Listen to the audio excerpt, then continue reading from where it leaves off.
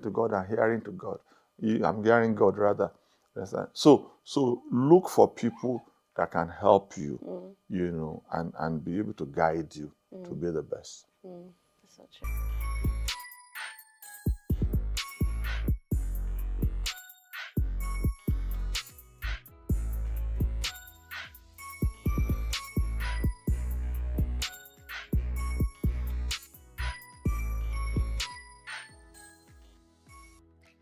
Welcome back to another segment of Insights with PT. As always, it's your girl Tammy here with PT? Yeah. So let's continue the convo, PT. And you spoke a little bit about it.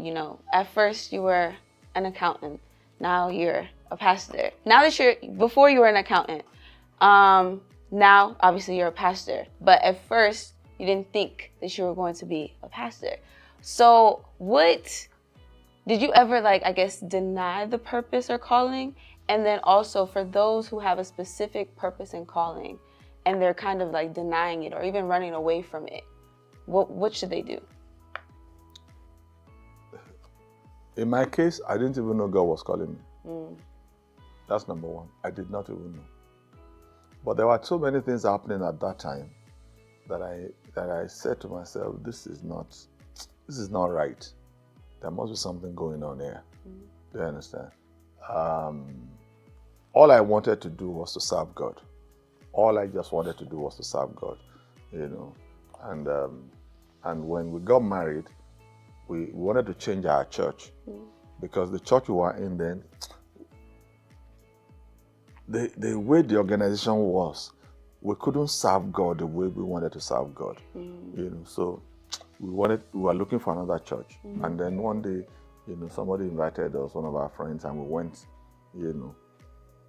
to the Redeemed Church at that time in Apapa. And as soon as I got there and the service started, I said to my wife, this is the church. And she said, how did you know? I said, I just know this is the church. So we started. The next Sunday that I came to that church was my first Sunday. And that was the first Sunday I became a worker. I signed up immediately. Wow. Because once you know the truth, hold on to it.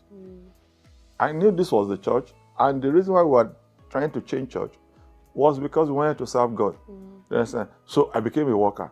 Then the following week, second week, I went back to our old church to tell everybody we were leaving, where are you going? This is the church we are going, and all that stuff, When I started serving, my wife didn't serve for about 3 months or more.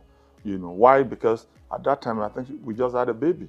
Do you understand? And it was going to be difficult for her to be getting up so early. And we had only one car. So I would take a public transport to church, and then she would bring the car later because we had workers meeting very early in the morning. And then she would bring the car, and then when we close, then we now go home together. And we did that for a while until she said, okay, let me join you also.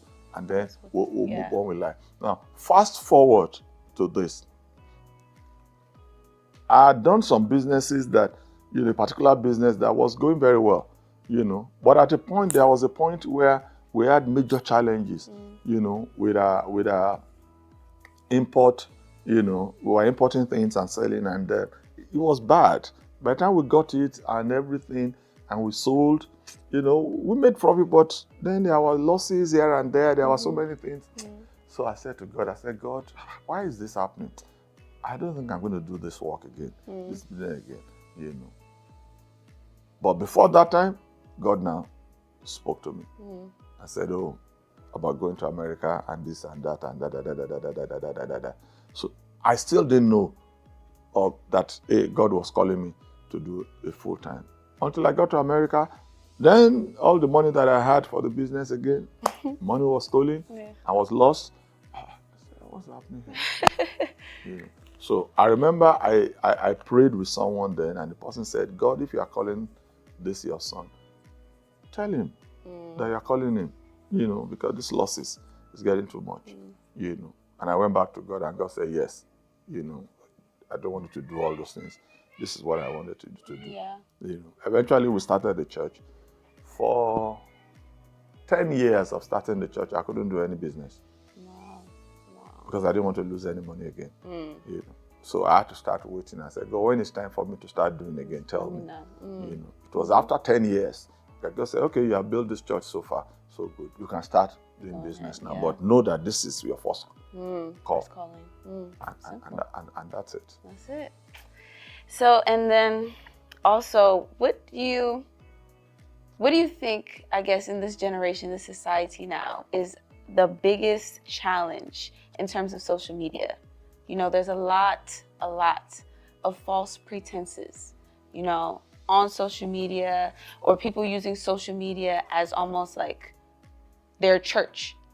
So I guess, like, what do you think is like almost like the biggest challenge in that, in relying on social media? When you look at the first church, and we've taught on this, the first church did not only do synagogues, which is major gatherings. They also did house fellowship, which is little groups. But because things are changing, and social media has become a tool now that you can reach much more than people in your vicinity. A lot of believers are using it, and so also is the devil. Understand? But the fact that social media is there does not mean that social media should become your church. This is why I'm saying this. God created us for fellowship. Social media is not fellowship like that. It's not. Because the people that you meet on social media, you don't know them. You don't see their lifestyle. I can call myself a pastor on social media and I'll be preaching. And I can be preaching heresy, but nobody knows my wife, nobody knows my home, nobody knows my marriage, nobody knows my testimony. It's only on social media I'm doing this. But out there, I'm a beast. You understand? And I am following a beast. Because you can't give what you don't have. You understand? So it is out of the abundance of the heart that the mouth speaks. It's what people have that they give to you. Right. God created us for fellowship. This is why the suicide rate is high. This is why the mental health problem is high. Because people sit and they have made phone to be their fellowship. They have allowed people who have no business in speaking to your life to speak to them. A lot of people that have no basis preaching the word, they are there. Some of them have been excommunicated from their churches because they have preached heresy, but they have found a church and they have found congregation on social media. Now, am I saying the totality of social media is bad? No, it's not, because right now we're here. We are beaming this now on social media platforms. Do you understand what I'm saying? So I can't say the totality of it is bad, but you have a responsibility to guard your heart so that you don't expose your heart to things that will mess up your spiritual life. So it's important that we do that. Very, very. All right, PT, is there any, final remarks, like advice that you want to give to our viewers online? Trust in the Lord with all your heart. Lean not on your own understanding. In all your ways, acknowledge God and will direct your path. There's nothing like trusting God. At times when you trust people, you are wondering whether they are carrying you well enough, whether they will drop you. But that's not the same with our God. God is more than able to carry you and He will not drop you. So no matter the challenge you are facing right now, keep on trusting God. Keep on waiting with God.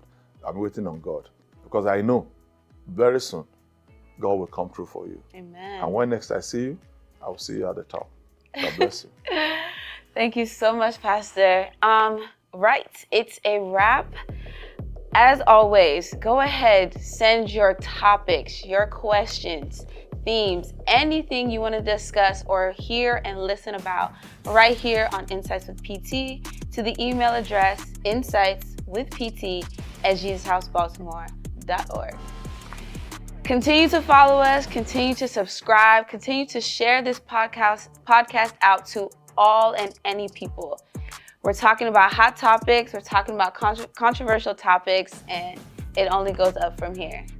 As always, it's your girl Tammy, signing out with PT. We'll see you at the top. Yeah. Bye.